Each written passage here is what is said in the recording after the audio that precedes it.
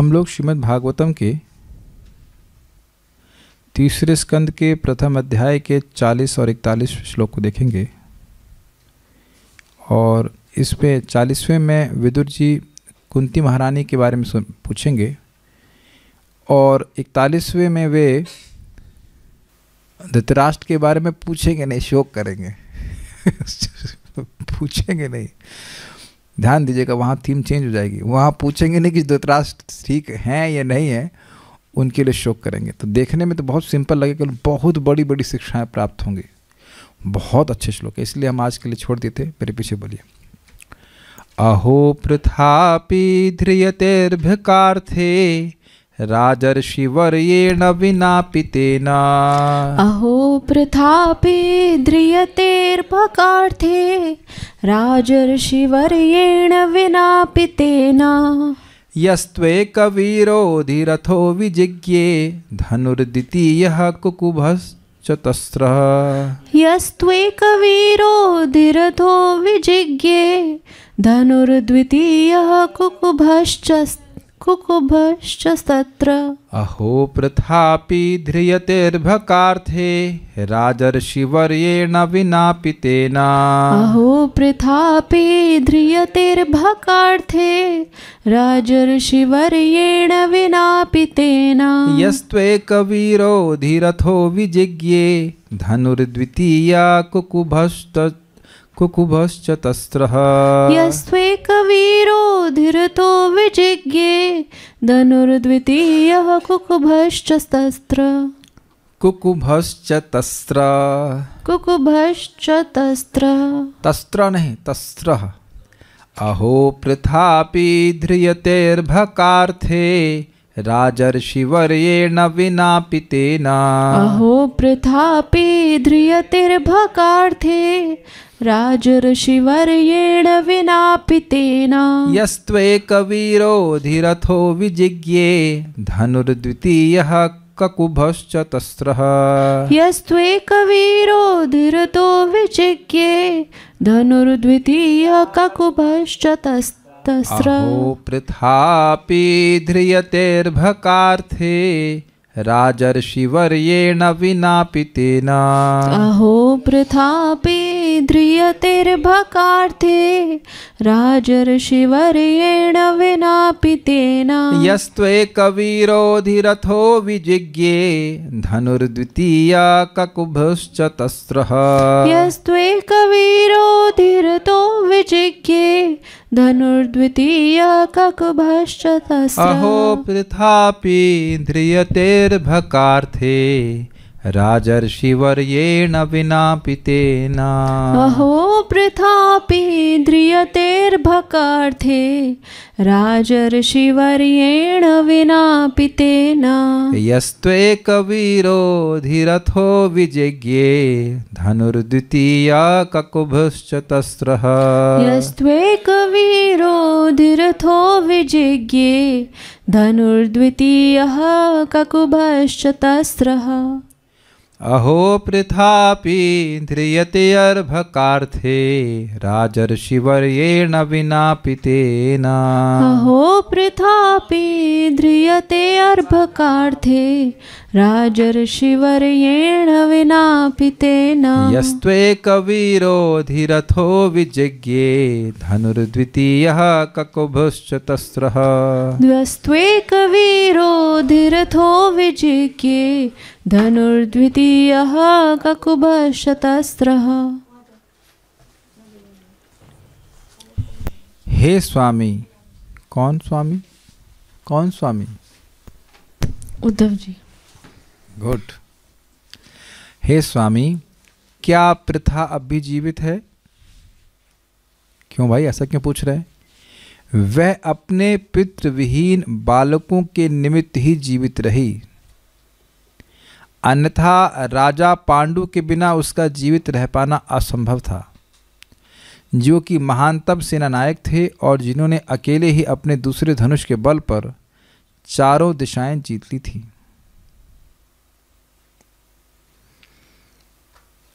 घटना कल मैंने आपको सुनाई थी कि पांडु किस प्रकार से मृत्यु को प्राप्त हो गए थे और माद्री और कुंती दोनों ही उनके संग चिता में अग्नि में प्रवेश करना चाहती थीं, क्योंकि वह पतिव्रता नारी थी। पतिव्रता मतलब उस पत्नी का मन अब एकमात्र अपने पति की सेवा में ही अभिनिविष्ट रहता है, एब्जॉर्ब रहता है, और वह कल्पना ही नहीं कर सकती है कि वो पति के बिना रह सकती है। जैसे हम लोग कल्पना ही नहीं कर सकते कि हम क्या बिना सांस लिए जी सकते हैं। अभी सब पहले हुआ करता था, इस प्रकार की ट्रेनिंग भी होती थी और इस प्रकार की सहज आसक्ति भी हो जाती थी स्त्रियों की अपने मतलब पत्नी की अपने पति के प्रति। बहुत बार ऐसा भी देखा गया है कि पति खराब है फिर भी आसक्त है, लेकिन यहां पति कैसे हैं? अद्भुत सेना नायक हैं, अद्भुत व्यक्ति हैं। क्या अद्भुतता है भाई उनकी? तो बड़ा सुंदर शब्द यहाँ पे लिखा है कि अकेले ही एक वीरा, अकेले ही ककुभा मतलब दिशाएं होती, सभी दिशाओं को, चारों दिशाओं को जीत लिए, और अकेले जीत लिए। तो अकेले का मतलब होगा कि क्या लग रहा है? कुछ धनुष बाण भी नहीं लगे, कहते निस्सहाय जीते, और एकमात्र अगर उनका सहायता था तो उनका धनुष था। धनुर्द्वितीय का मतलब हुआ ऐसे संवाद से अनुभव हो रहा है कि लग रहा है कि दो धनुष थे, एक धनुष लिए दूसरा धनुष दिए, लेकिन एक्चुअली जो इंगित किया गया है वो ये है कि एक वो थे और दूसरा उनका धनुष था। समझ में आया? उनकी सहायता क्या कौन कर रहा था? उनका धनुष कर रहा था बस ना। This is amazing. लेके घूमिए धनुष, कोई ध्यान है? अरे कोई ड्रामा पार्टी का व्यक्ति होगा, है ना? ऐसे मानेगा ना, लगता है कि रामलीला पार्टी से आगे इतना ही मानेगा। इस समय कोई धनुष लेके घूमेगा तो उससे कौन डरने वाला है? थोड़ा हम जैसे लोग सिविलियंस डर जाएंगे, लेकिन आर्मी का तो कोई जवान डरने वाला नहीं। लेके कुछ AK-47 चला खत्म हो जाएगा आदमी। उस समय कितने महान महान योद्धा हुआ करते थे, और उन सब पे उन्हें विजय प्राप्त कर ली केवल अकेले अपने धनुष के बल पर। This is amazing. ऐसे पति को खोना एक पत्नी के लिए कितना दुखदाई होगा। सामान्यतः भी कोई देखा गया है कि पत्नी बहुत पतिव्रता है, पति मुर्गेबाज वाला खराब आदमी है, फिर भी वह आसक्त हो जाता है। एक्चुअली देखिए स्त्रियों की अद्भुत गुण है कि वह पति में आसक्त हो जाती हैं, यद्यपि पति गड़बड़ भी क्यों ना हो। पुरुष लोग तो दोस्त सबसे पहले देखते हैं, पहले वो देखेंगे कि गलती क्या है। क्यों? पुरुष लोग है नहीं, सबसे पहले देखेंगे उस आदमी में सही है क्या, 1000 बार उसको क्या कहते हैं, उसको कसौटी पर टसेंगे। लेकिन जगत में देखा गया है, क्या हम गलत बोल रहे हैं या आप लोग से देखे हैं? ऐसा हो जाता है कि पति खराब भी है फिर भी पत्नी आसक्त होती है। कठोर स्वभाव वाला फिर भी सोचती कहाँ जाएं, क्या करें, यही हैं ऐसे करके, और आसक्त भी होती है। ये हम थ्योरी में नहीं बोल रहे, हम देखे अच्छी प्रकार से, इस प्रकार से। लेकिन अगर पति बहुत अच्छा हो तो फिर कितनी आसक्ति होगी। पांडु महाराज तो 4 नियमों का पालन भी करते थे, डिवोटी भी थे, शुद्ध भक्त हैं, 5 महाभागवतों के पिता हैं, तो कितने शुद्ध भक्त होंगे सोचिए।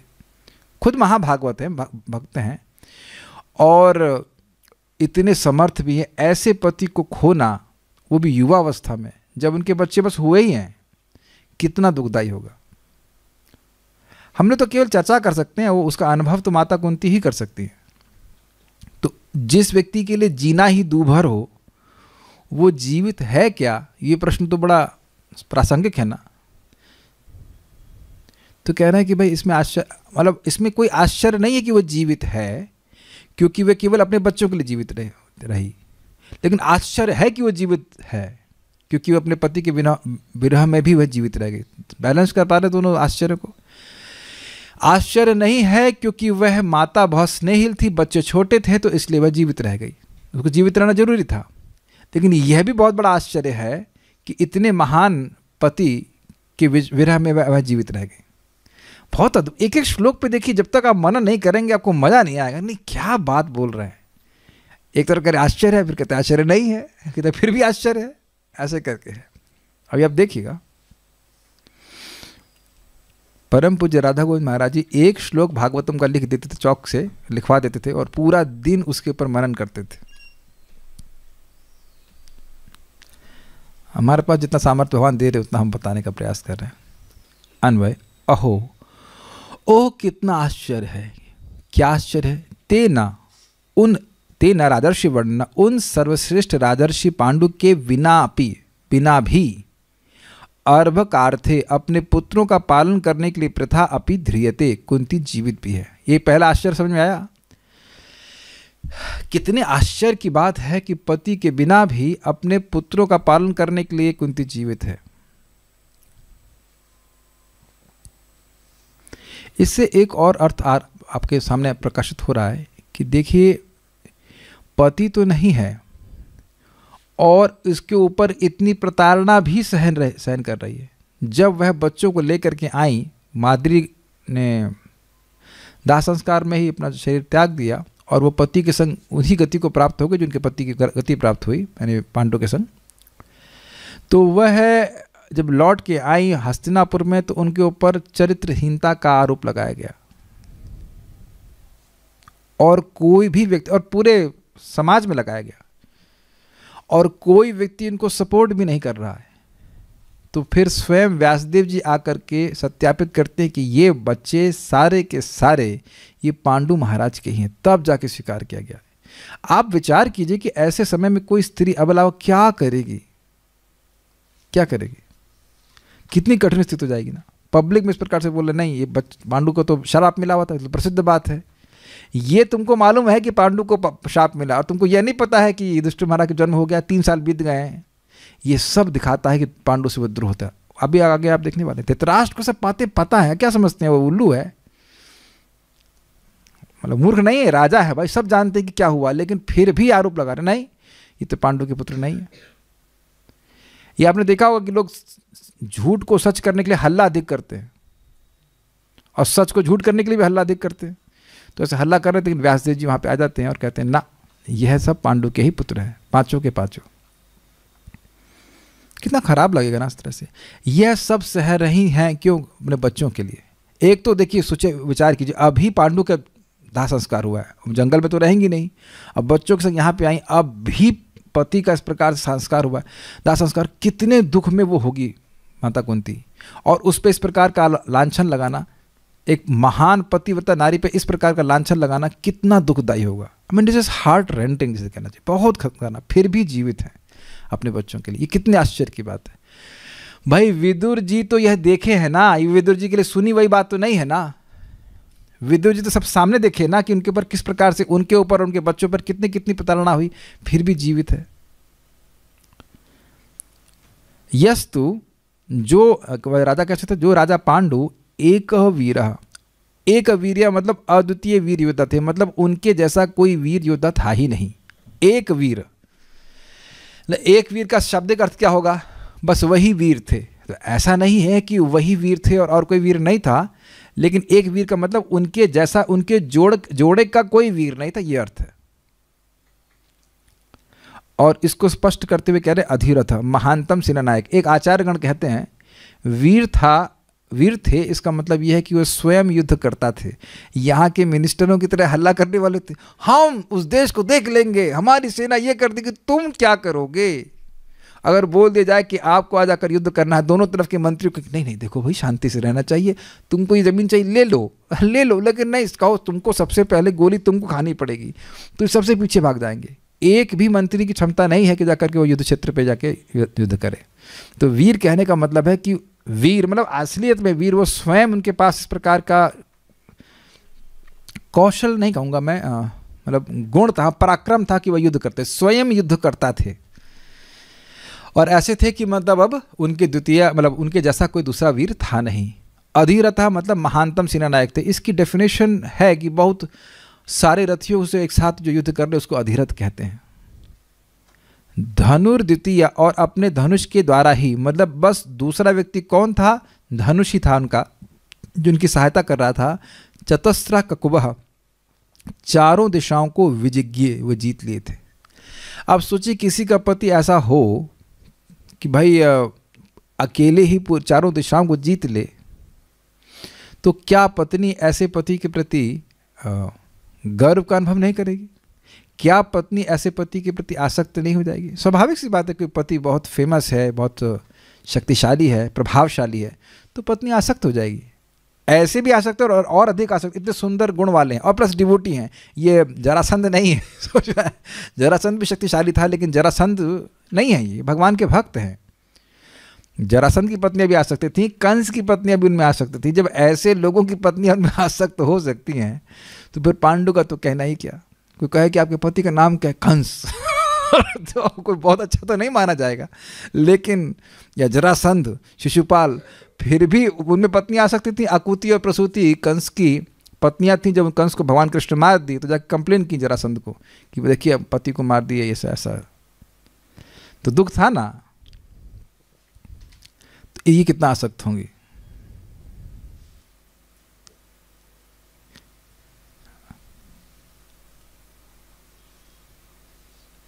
वृद्धावस्था में भी भाई कोई ना कोई तो पहले जाएगा, चाहे पत्नी जाए चाहे पति जाए, एक साथ तो जाते नहीं हैं।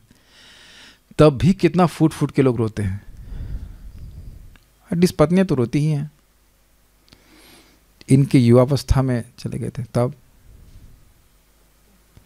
मैं तो देखिए रिलेट नहीं कर पा रहा हूँ बहुत, लेकिन एक हमारी छोटी मौसी थी, तो जब गर्भवती थी तभी उनके पति की मृत्यु हो गई थी। वो बोले कि 10 मिनट में रोटी बनाओ, 10 मिनट में उनकी मृत्यु हो गई।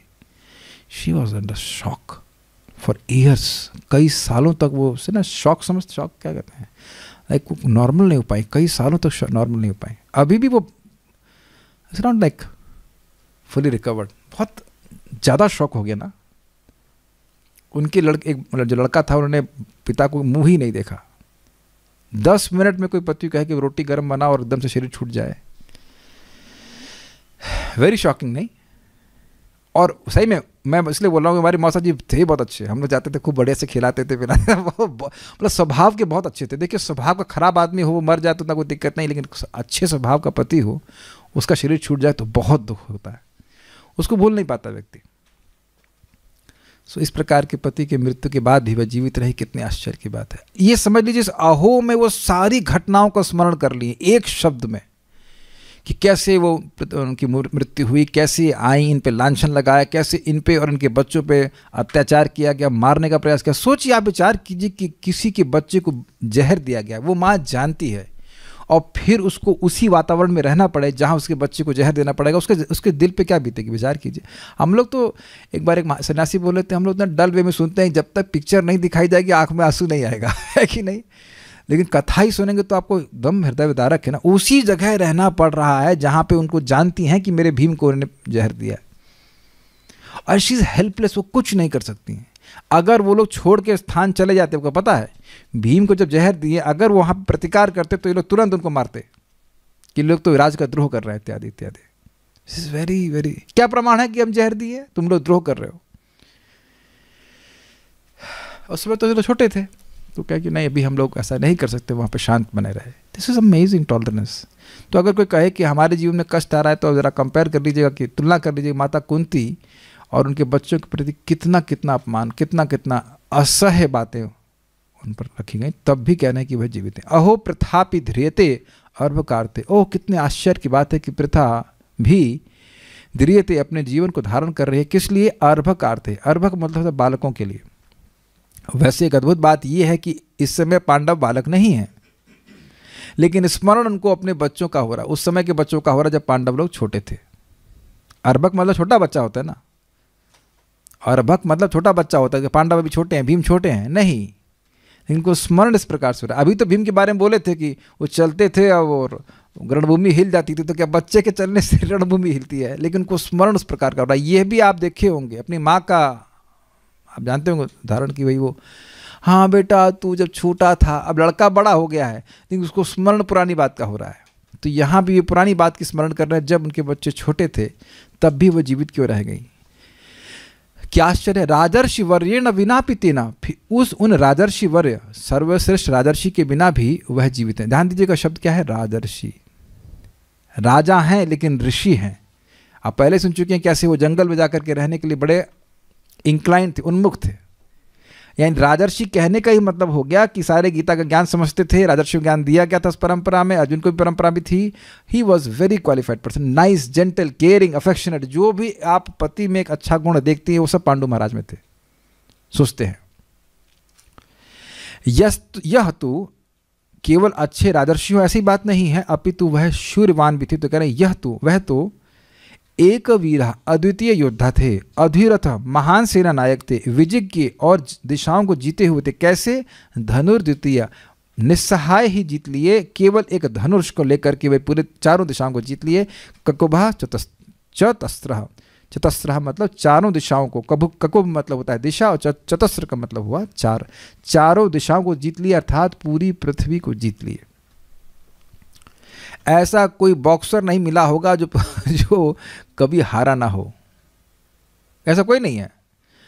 ऐसा कोई व्यक्ति नहीं है जो कभी ना हारा हो भगवान के अलावा। तो यहाँ बोल रहे हैं कि पांडु महाराज किसी से नहीं हारे, और रिकॉर्ड भी है कि पांडु महाराज का शरीर छूट गया, लेकिन पांडु महाराज हारे किसी ने से नहीं थे। तो स्वाभाविक सी बात है कि ऐसे पति के प्रति गर्व से पत्नी युक्त रहेगी, है ना। श्रीधरी देखते हैं 3:41। विदुर जी ने कहा कि मैं कुंती के विषय में क्या पूछूं? क्यों नहीं पूछें? तो कह रहे हैं क्योंकि वह राजर्षि श्रेष्ठ पांडु के वियोग में मृतप्राय हो गई थी, इसलिए वे अपने प्राणों को धारण कर रही हैं, यही आश्चर्य। अब इसका क्या मतलब हुआ? भाई मृत, पहले समझिए मृतप्राय का मतलब क्या। भाई जो मृत हो गया उसका क्या करते हैं? उसको संस्कार कर देते हैं, संस्कार कर देते हैं। तो उनकी स्थिति एक मृत से अधिक नहीं थी। तो मान लो कोई व्यक्ति मर गया हो और वो जिंदा हो जाए तो आपको आश्चर्य नहीं होगा? उस तरह से सोचिए। हम लोग सोचने में कठिनाई हो इसलिए हो रही है कि हम लोग ऐसा कर नहीं सकते, लेकिन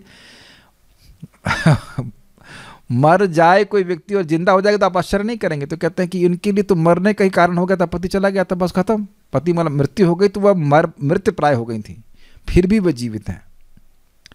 और यह भी आश्चर्य नहीं है क्योंकि वे अपने लिए नहीं अपितु अपने पुत्रों के लिए जी रही हैं, भोगों को भोगने के लिए नहीं।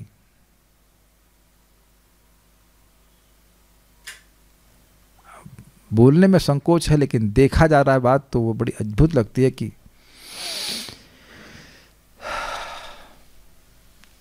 मैं क्षमा कीजिएगा, हम खाली बात बड़ी अजीब सी देखने को मिलती है कि पति की मृत्यु हुई नहीं कि दूसरी शादी हो गई, ये भी देखा जा रहा है। और पति की मृत्यु हुई, दो केस, हम नाम तो कुछ नहीं रख रहे हैं, बस याद आ ही रहा है इसलिए बोल दे रहा हूँ। पति की मृत्यु हुई तो शोक सभा के तुरंत कुछ दिन बाद ही बढ़िया साड़ी पहन करके वो गॉगल्स लाके घूम रही हैं। तो ये क्या है? आप देख रहे हैं कलयुग की स्थिति ऐसी है, क्या उम्मीद कर सकते हैं। ठीक है, पति चला गया तो कम से कम, मतलब शरीर छूट गया तो कम से कम अब शरीर को सजाने का तो कार्य नहीं करे ना। ऐसे बहुत सारे वाद प्रतिवाद होते रह सकते हैं, लेकिन वो शास्त्र के सब विरुद्ध ही हैं। तो जिसको झगड़ा भी करना है वो शास्त्र से करे। ऐसे भी शरीर को सजाना नहीं चाहिए, खास तिलक लगा लिया बहुत है, उसके बाद अब पति चला गया तो क्या सजाना है बताइए, किसके लिए सजाना है?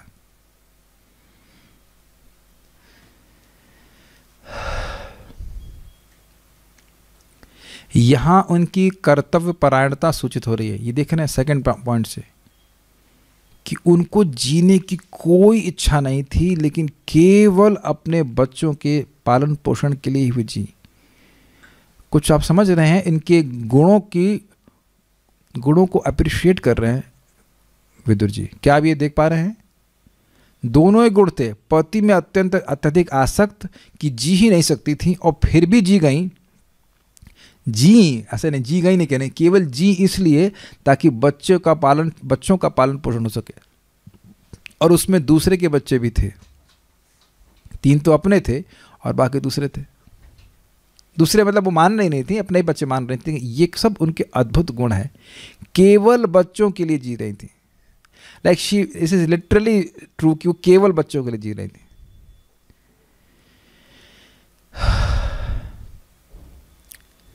फिर भी तो आश्चर्य है। क्यों आश्चर्य है? पहला आश्चर्य कि जी गई, मतलब जी गई, उसके बाद फिर क्यों जी रही कि बच्चों के लिए जी रही, आश्चर्य की बात है। फिर भी आश्चर्य है। पहले आश्चर्य है कि वो जी गई, फिर कह रहे आश्चर्य नहीं क्योंकि बच्चों के लिए जी गई, फिर भी आश्चर्य है।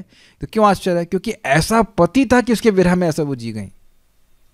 मान लो सामान्य पति है, वो मर गया, चलो कोई बात नहीं, तो अब बच्चों के लिए जी गई, ठीक है, आश्चर्य की बात नहीं। लेकिन पति इतना अद्भुत था कि उसके विरह में जीना संभव था, इसलिए जी गई, और आश्चर्य की बात है। Is it understandable? फिर भी तो आश्चर्य ही है। तेना अर्थात उस महावीर पांडु जैसे पति के बिना भी उसका जीना आश्चर्य है। पहले बोले पति के बिना जी गई, अब कह रहे हैं कि एक विशेष व्यक्ति जो पांडु हैं, जो महान भक्त हैं, ऐसे व्यक्ति जो उनके पति थे उसके बिना जी गई। आश्चर्य की बात। माद्री नहीं जी पाई, लेकिन माद्री से कुंती बिल्कुल कम नहीं। माद्री पहले बोल चुकी है कि मैं आपके बच्चों में और अपने बच्चों में भेद करूंगी, मुझे शरीर छोड़ना है।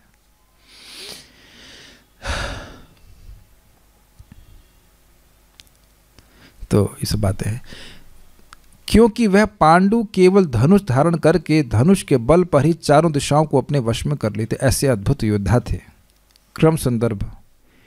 वह सभी पांडवों के बारे में पूछते हुए अब कुंती के लिए विलाप करते हैं। उनका कुशल क्षेम नहीं पूछना है, उनके लिए विलाप करना है कि कुंती माता ने कितना दुख अनुभव किया। शोक नहीं कर रहे हैं, विलाप कर रहे हैं कि कितना दुख माता कुंती ने सहन किया। अहो विलाप का द्योतक है, कितना दुख भोगा, ऐसे करके। ठीक है। बच्चे उच्चतम गुणों से संपन्न थे। सब पोलियो नहीं हुआ था उनको। जिन बच्चों को बचाने के लिए जीवित रही, वो जानती हैं कि ये तो देवताओं के अंश हैं, तो इनको बचाना ये मेरा बहुत बड़ा कर्तव्य है। इसलिए अर्भ का अर्थ शब्द है। कृपया बताएं कि क्या वे ठीक हैं? यदि वे ठीक हैं तो वह भी ठीक है। मतलब अगर माता कुंती ठीक हैं तो बच्चे भी ठीक होंगे। सुबोधनी। एक वीर अर्थात उनको युद्ध में किसी की सहायता की अपेक्षा नहीं थी। वो अकेले बोलते ना, हम तो अकेले ही काफ़ी हैं, ये अर्थ है। वीर अर्थात स्वयं युद्ध करता, ऐसा नहीं कि दूसरे को उकसा दे, जा तू भाई तू जाके युद्ध कर, और यहाँ जो हल्ला बोल रहे कि हम बहुत हीरो है, ऐसा नहीं। जैसे आप सुन चुके हैं कि विराट के युद्ध में उत्तर जी पहले बहुत तड़क भड़क दिखा रहे थे। अरे हम सारे कुरुओं को अकेला देख लेंगे। अच्छा, पूछा अरे भाई भीष्म है, कर्ण है, अरे कुछ भी हो हम सबको देख लेंगे, अकेले देख लेंगे, बस हमको एक सारथी होना चाहिए। तो सारी तड़क भड़क उनकी गायब हो गई जब वो भीष्म को देखे। भीष्म को देख के हालत खराब। बल्कि उस युद्ध में अर्जुन जब बृहनला के रूप में युद्ध कर रहे थे तो बीच बीच में शंख बजाते तो उनके हाथ पांव कांपने लगते, उनका हृदय जो है वो दुख हार्ट बीट बढ़ जाती केवल अर्जुन का शंख की ध्वनि सुन करके। शंख ध्वनि भी और वो धनुष की टंकार सुन करके। जब धनुष की टंकार तुमसे सहन नहीं हो रही, तुम युद्ध क्या करोगे? और वो बीच में भागते तो अर्जुन को पकड़ लेते, तुम करो भैया, युद्ध करो, युद्ध नहीं साथी के रूप में कार्य करो। तो कह रहे वीर अर्थात स्वयं युद्ध करता। ये इंटरेस्टिंग है, जो स्वयं युद्ध करे वो वीर है। आजकल तो लोग सब वो ड्रोन से युद्ध कर रहे हैं। तो कहो तुम तो वीडियो गेम खेल रहे हो, वीर कहाँ? कठिन है चीज। अधिरथ अर्थात सभी रथियों में निश्चय ही सबसे अधिक। अधि मतलब अधिक और रथ मतलब रथियों में। सारे रथियों में अधिक मतलब सारे रथी एक तरफ और अकेले ये अपना रथ लेकर के युद्ध कर लेंगे और जीत जाएंगे। उनकी सहायता में उनका धनुष मात्र ही था, क्योंकि मंत्र आदि की सिद्धि के द्वारा भी जय की सिद्धि होती है। ये समझ में आया? धनुर्द्वितीय का मतलब हुआ कि किसी राक्षस की तरह वह मंत्र के द्वारा युद्ध नहीं जीतते थे। जैसे कि ये क्या नाम था उसका, भीम के पुत्र का नाम क्या, घटोत्कच।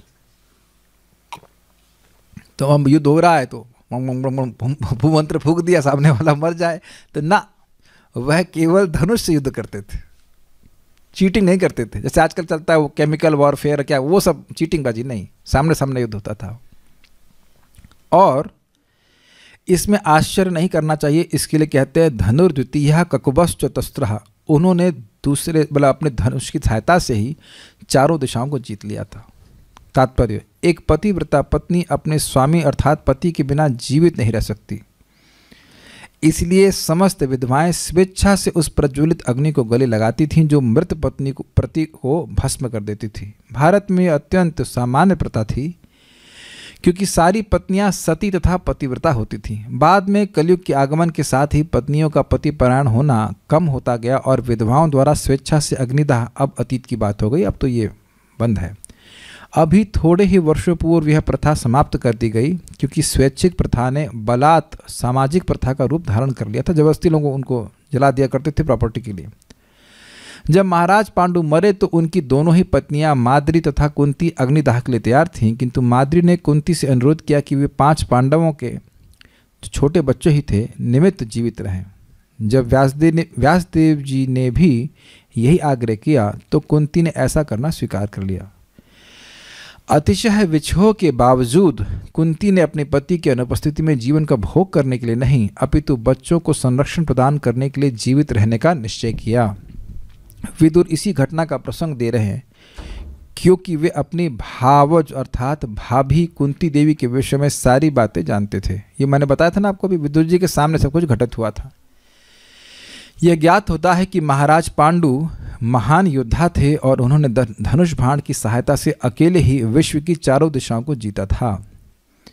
ऐसे पति की अनुपस्थिति में कुंती के लिए विधवा के रूप में भी जीवित रहना असंभव था, तो भी 5 पुत्रों के लिए उन्हें ऐसा करना पड़ा।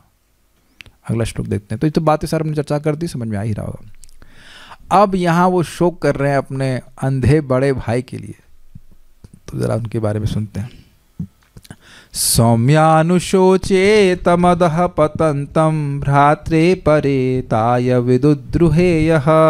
सौम्यानुशोचे तमदः पतन्तं भ्रात्रे परेताय विदुद्रुहेयः। भ्रात्रे परेताय विदुद्रुहेयः।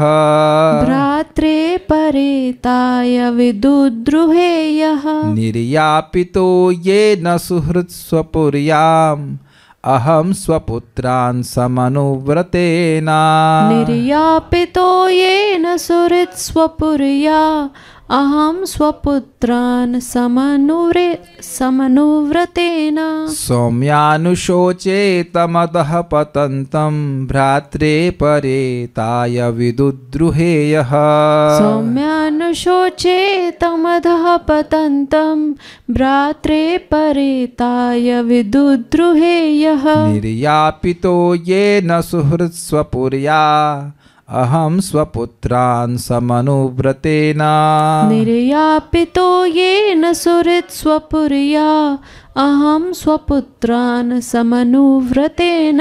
सौम्यानुशोचे तमदः पतन्तं भ्रात्रे परेताय विदुद्रुहेयः।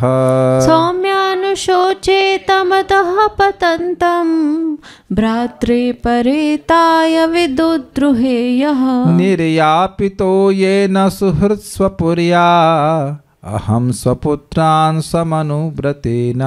निर्यापितो येन सुहृत्स्वपुर्या अहं स्वपुत्रान् समनुव्रतेन।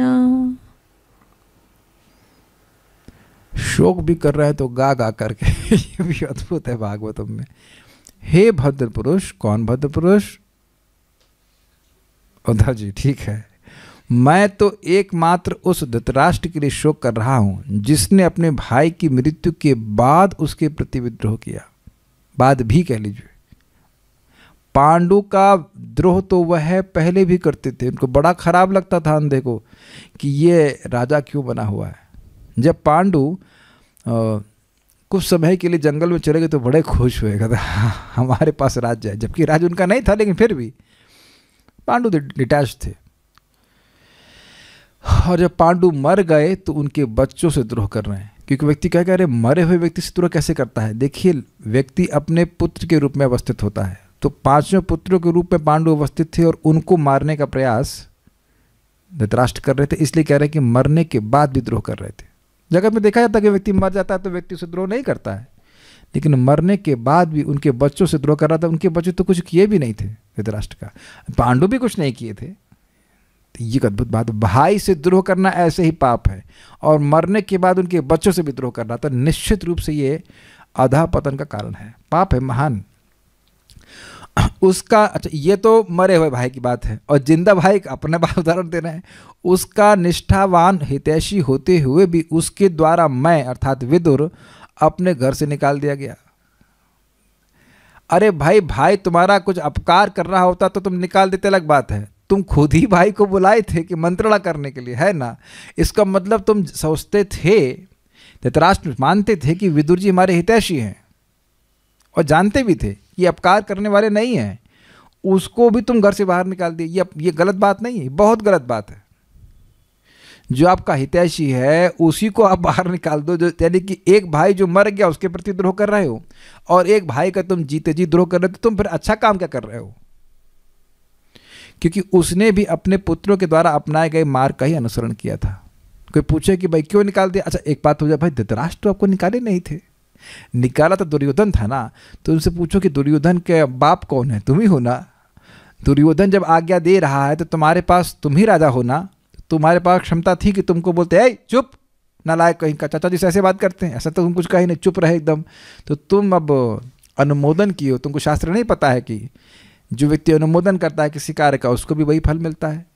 तो तुम अपने दुर्योधन बेटे का अनुगमन ही तो कर रहे हो। वो नरक में जा रहा था, चलो बेटा हम भी तुम्हारे पीछे चले, अंधे है ना तो अंधे को तो किसी के सहारे की जरूरत होती है।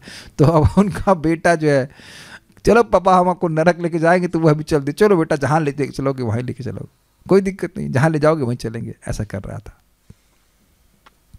अन्वय देखिए, हे सौम्य, हे भद्र पुरुष उद्धव, यह जिसने अपने भाई की परेताया, परेत मतलब मृत्यु के बाद, मृत्यु पर्यंत, मृत्यु के बाद भी विदुद्रोहे, विदुद्रोहे मतलब उससे विद्रोह किया, द्रोह किया। विद्रोह का मतलब क्या? देखिए पांडु राजा हैं तो उनके विपरीत में द्रोह कर रहा है, मतलब वो चाह रहा है कि पांडु हटे और मैं राजा बन जाए, इसी को तो राजद्रोह कहा जाता है। तो यही वो चाह रहे थे। तथा ये मृत्यु के बाद का समझना चाहिए, मृत्यु के बाद मतलब एक तो उनकी मृत्यु के पहले द्रोह कर रहा था कि ये हटे हम राजा बन जाएं, और दूसरा कि अब उसके बाद उनके बच्चे भी जीवित ना बच पाए ताकि हमारे बच्चों को राज्य मिल जाए। ये ना जिसके द्वारा स्वपुत्रान समनुव्रतेना, अपने ही पुत्र दुर्योधन आदि का अनुवर्तन करते हुए, अनुवर्तन में समझते हैं व्रत लेना कि इनके पीछे चलेंगे, अनुव्रत, समानुव्रत मतलब बढ़िया से वो व्रत ले लिया था कि जो दुर्योधन बोलेगा वही ब्रह्म वाक्य है, वही हमारे से बढ़िया, उसी के अनुसार चलना है, ये बात बोल रहे हैं। ऐसा करके अहम सुहृत भ्रात्रे, मुझ अपने शुभैषी भ्राता को भी, मुझ का मतलब विदुर जी, और सुहृत जो सहज हित कामना करने वाला है, शुभ चिंतक है। और इसी कारण से आप लोग इस अध्याय में सुन चुके हैं कि विदुर जी बोले थे कि इसको निकालो, उस दुर्योधन को निकालो यहाँ से, ये पूरे कुल को गिरा देगा, तुम इसका पीछे चल रहे हो, तुम्हारे से तुम्हारी लक्ष्मी श्री चली गई है, मत करो इसका पालन पोषण। तो ये सब शुभ कामना, शुभ चिंतन करके बोल रहे हैं, लेकिन वह स्वीकार नहीं किया। ऐसे अपने भाई को भी स्वपुरिया, अपने ही घर से निर्यापितः निकलवा दिएगा। आप में से कभी ऐसा हुआ है किसी संग अपने घर से निकाला गया हो आप लोगों को? हमारे संग हो चुका है, जब बारिश हुई थी यहाँ पे, जब बाढ़ आ गई थी, तो सो कॉल्ड इसमें हम अपना किराए में भी रह रहे हैं, लेकिन वहाँ से एक भक्त कह रहे, कल्याण प्रो करे, अरे आप तो बाबा जी हैं कल्याण रॉय अगर आप हैं, अगर आपका वीडियो ऑन नहीं तो, अगर बाबा जी लोगों का घर तो कुछ वैसा ही नहीं था, आप लोग तो पेड़ के नीचे रहे तो भी कोई दिक्कत नहीं, लेकिन गृहस्थी को किसी घर से बाहर निकाला जब दिक्कत होती है भाई, हमको पता है। हम लोग तो खैर चलो स्वेच्छा से गए थे, मतलब कोई अपमान करके नहीं निकाला, लेकिन अपमान करके इतने सम्मानित व्यक्ति को, जो मंत्री है, जिसकी मंत्रणा को वैदुर्कम वदंती, जो मंत्रीगण सम्मान करते हैं, ऐसे मंत्री को अपमान करके निकाला जाए, कितनी खराब बात है। और एक झट क्या बोला गया, अब हवा ही रह जाए इसके पास और कुछ ना रहे, इतना मारो उसको, ऐसे करके बोल के निकाला गया था। ये तो आप सुन चुके हैं ना इस बात को, इतना अपमान करके निकाला गया, और ये कुछ भी नहीं बोले। आप देखिए उसमें धृतराष्ट्र कुछ नहीं बोले, ऐसा लग रहा है कि अंधे तो हैं और गूंगे भी हैं उनको, और बहरे भी हैं, कुछ सुनाई नहीं पड़ रहा है, कुछ सुनाई नहीं दे रहा है, इतनी आसक्ति। तम अधः पतंतम अनुशोचे, उस पतित होते धृतराष्ट्र का मैं शोक करता हूँ। अब ये इंटरेस्टिंग है, कोई व्यक्ति गिर रहा हो, उस अर्थ में कह रहे हैं तम अधः पतंतम, जो अब अधः तम में नरक में गिर रहे हैं, मतलब नरक में ना गिरे उसके लिए प्रतिकार, नरक में गिरे उसका प्रतिकार करने के लिए कुछ कर भी नहीं रहे हैं, इसलिए शोक कर रहा हूँ। भाई मान लो किसी से पाप हो गया, कुछ गलती हो गई, ठीक है, तो भाई कुछ भजन करे, हरि नाम करे, कुछ तो बचे। वो ऐसा कुछ कर भी नहीं रहे, वो ऐसा कुछ कर भी नहीं रहे। हम लोग प्रथम स्कंद में सुन चुके हैं, वहाँ जाकर बोलेंगे तुम उस भीम के हाथ से रोटी ले रहे हो कुत्ते की तरह जिसने तुम्हारे सारे पुत्रों को मारा है, तुम्हें शर्म नहीं आती है? ऐसा करके कठोर वचन बोलते हैं। श्लोक देख लीजिए एक बार। सौम्य, हे सौम्य उद्धव जी, अनुशोचे मैं निरंतर शोक कर रहा हूँ। अब उनके कुशल क्षेम के बारे में क्या पूछूं, उनके बारे में निरंतर शोक कर रहा हूँ। क्यों? तम अधा पतंतम, उसको जो नीचे गिर रहे हैं उसके बारे में, मतलब धृतराष्ट्र के बारे में, नाम नहीं रख रहे हैं लेकिन बोले वो धृतराष्ट्र के बारे में जो नीचे गिर रहा है। क्यों? यह भ्रात्रे परिताया विदुद्रोहे, जिसने अपने भाई के साथ उसकी मृत्यु के बाद भी द्रोह किया, उसके बेटों के साथ भी। और जीते जी निर्यापितेन सुहृत स्वपुर्याम अहम, मैं उसके द्वारा निर्यापित हुआ अपने ही घर से। तो क्यों आपके प्रति द्रोह क्यों किया? धृतराष्ट्र के प्रति तो आप अच्छे व्यक्ति रहे हैं, सूर्य ने आपके पीछे क्यों, आपको घर से क्यों निकाल दिया भाई? कोई मान लो उद्धव जी को ना पता हो कि क्यों निकला, उद्धव जी पूछे भाई क्या बात है, आप तो सुहृद थे, आप तो उनके अपने मंत्री थे, क्यों निकाल दिए? अपने मंत्री को तो आदमी निकालता नहीं। तो कहते हैं स्वपुत्रान समनुव्रतेन, क्योंकि वे अपने पुत्र दुर्योधन आदि के पीछे चलने वाला था, इसलिए निकाल दिया। तो कोई वो मौका, मतलब कोई स्कोप नहीं छोड़े कि किसी तरह नरक जाने से बच जाएं। समझ में आया? ये इसलिए वो शोक कर रहे हैं। यहां देख रहे हैं कि मरने के बाद यहां पे पांडु के लिए शोक नहीं कर रहे हैं, क्योंकि पांडु को तो सदगति प्राप्त हुई, लेकिन अपने भाई के जीने का भी शोक कर रहे हैं। मैं कई बार बोला हूं कि लोग यहाँ पे अपने रिश्तेदारों के मरने के बाद शोक करते हैं, लेकिन शोक मरने के बाद नहीं, शोक जीने का है। किस तरह से वो जी रहे हैं, जो अपने जीवन को आगे बहुत अंधकार में बनाएंगे।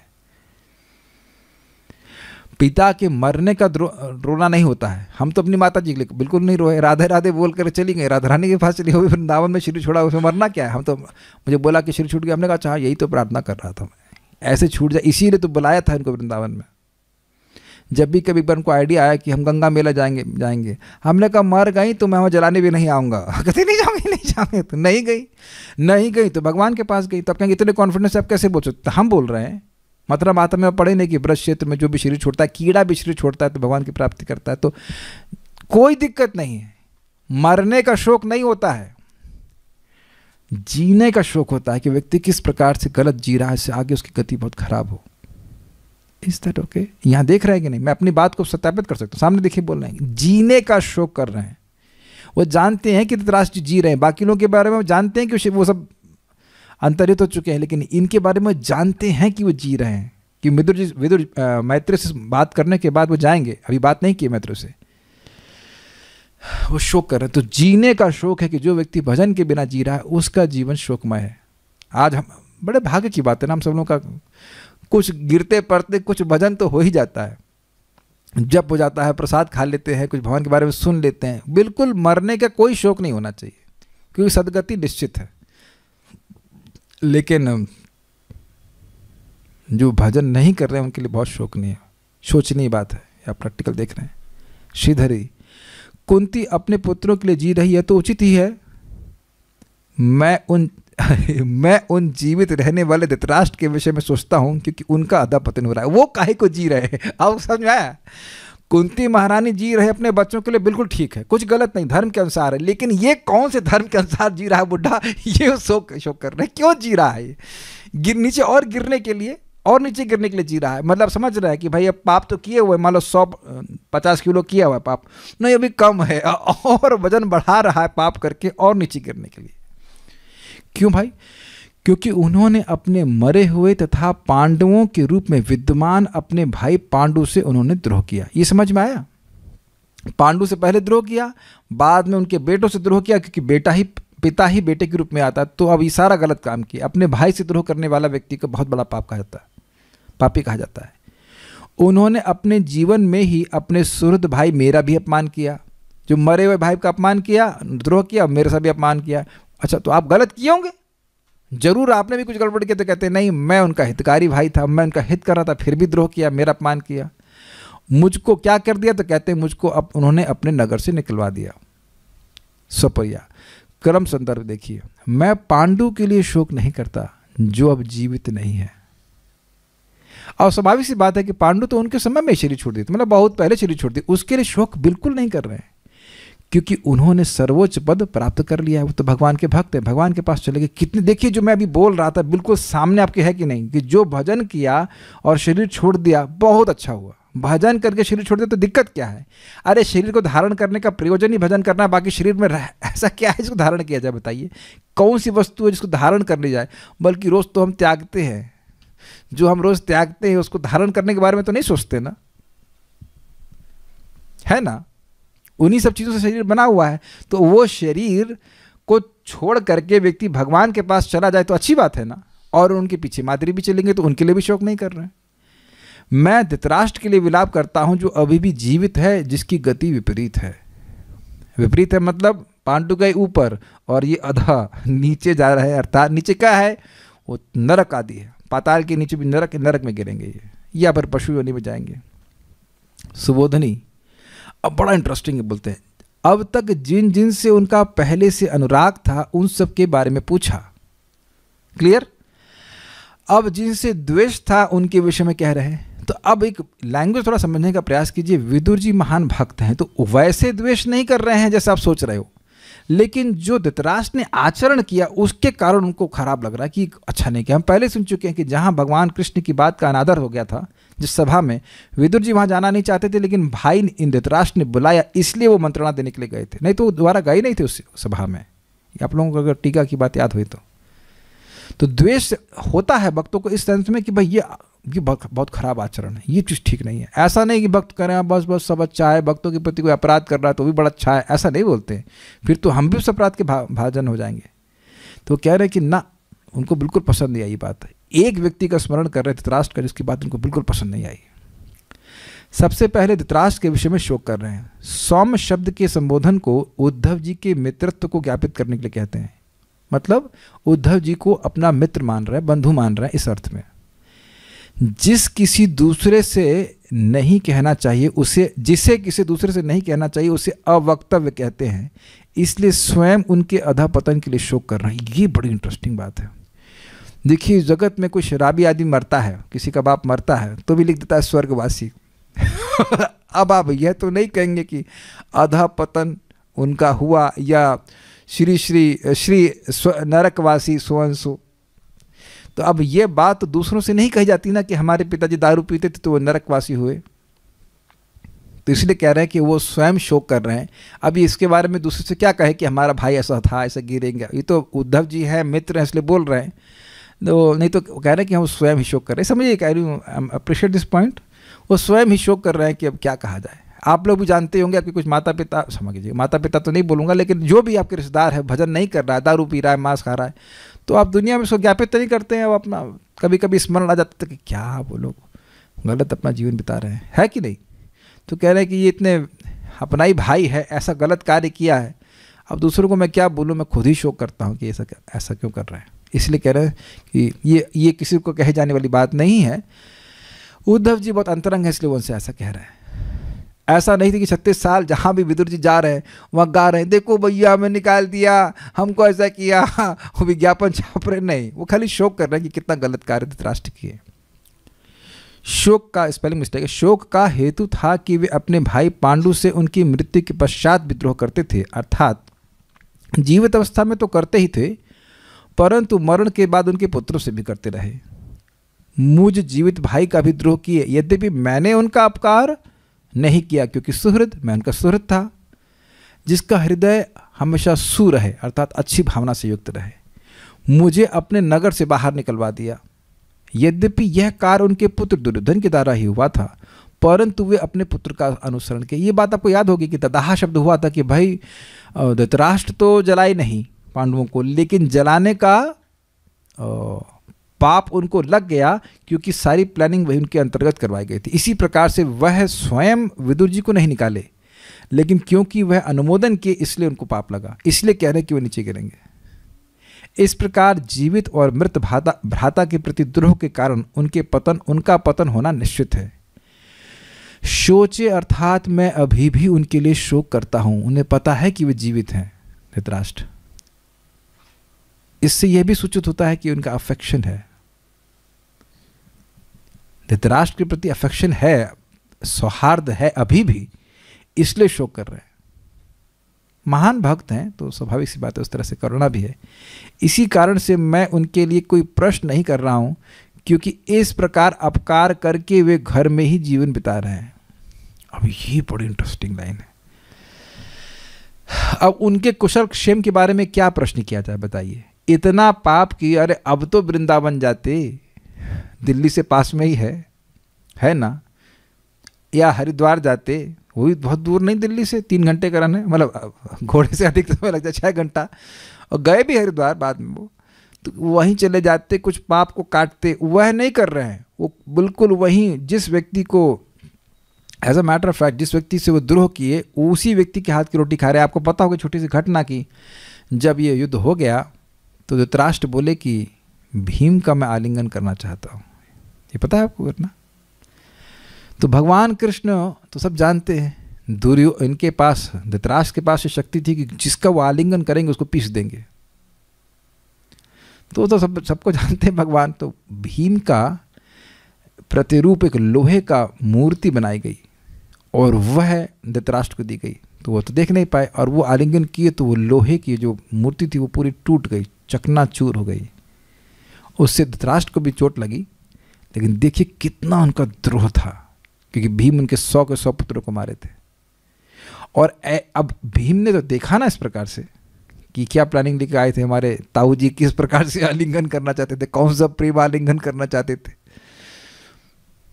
ये तो युद्ध के बाद भी घटित हुआ ना, तब भी वो बोल सकते थे ना कि बेटा हमसे गलती हो गई, हमारे बच्चे मर गए, कोई बात नहीं ना, कोई प्रायश्चित नहीं, कुछ नहीं। तो बिना प्रायश्चित किए वो गलत काम किए हैं, और बिना प्रायश्चित किए वो घर में बैठे हुए हैं, रोटी तोड़ रहे हैं। ये केवल धृतराष्ट्र के लिए नहीं है, इस जगत में बहुत से लोगों के लिए घटित होगा कि जवानी में भी बहुत पाप किए और मृत्यु में, मतलब बुढ़ापे में कुछ प्रायश्चित नहीं कर रहे हैं, कुछ नहीं कर रहे हैं। जैसे मानो प्रतीक्षा कर रहे हैं कि यमदूत आए और उनको ले करके जाए, है कि नहीं? आ क्यों नहीं रहे यमदूत, इतना लेट क्यों कर रहे हैं? एकदम ऐसी प्लानिंग। हम ये देखा जा रहा है सर कि टीवी देख रहे हैं लेकिन भागवत नहीं सुनेंगे। तात्पर्य, विदुर ने अपने ज्येष्ठ भ्राता की कुशलता के बारे में नहीं पूछा, क्योंकि उसके कल्याण का कोई अवसर नहीं था। उसे कल्याण का कोई काम ही, पूरी जिंदगी तो गलत ही काम किए, तो कल्याण वाला काम ही नहीं किए। उसके आधा पतित होने का ही समाचार हो सकता था कि भाई क्या खबर, वो धृतराष्ट्र जी वहीं कुंभी पाक में पक रहे हैं, यही न्यूज़ आ सकती, और कुछ नहीं। विदुर धृतराष्ट्र के निष्ठावान हितैषी थे और उनके मन के भीतर उसके विषय में एक विचार था। उन्होंने शोक व्यक्त किया कि धृतराष्ट्र ने अपने मृत भ्राता पांडु के पुत्रों के विरुद्ध विद्रोह कर अपने कुटिल पुत्रों के आदेश पर उन्हें ही, यानी विदुर को, उनके घर से निकाल दिया। इन कार्यों के बावजूद विदुर कभी भी धृतराष्ट्र के शत्रु नहीं बने। उनके कार्यों को पसंद नहीं करे हैं, इसलिए वहाँ पे द्वेष शब्द का उपयोग हुआ सुबोधनी में, लेकिन ऐसा नहीं कि उनके वो शत्रु बन गए हों। प्रत्युत उसके हितैषी बने रहे, यहाँ तक कि धृतराष्ट्र के अंतिम दिनों में विदुर ही उसके एकमात्र असली मित्र सिद्ध हुए। विदुर जैसे वैष्णव का आचरण ही ऐसा होता है, वह अपने शत्रुओं का भी भला सोचता है। देखिए क्यों ऐसा होता है, क्योंकि भक्त जानते हैं मूलतः कोई भी आत्मा बुरा नहीं है। अगर वो बुराई कर रहा है तो वस्तुतः वह अविद्या से प्रभावित होकर कर रहा है, अज्ञान में कर रहा है। अगर कुछ मौका दिया जाए तो वह अपने को उसको शुद्ध किया जा सकता है। इसलिए इस प्रकार की भावना भक्तों की होती है। तो इस प्रकार से दोनों के बारे में सुना। कोई प्रश्न तो मैं नहीं समझ रहा उसमें कुछ होगा, बातें क्लियर है। सो विल स्टॉप हियर, आगे की बातों को हम कल सुनेंगे। श्रीमद् भागवतम की जय, श्रील प्रभुपाद की जय, निताई गौर प्रेमानंदे।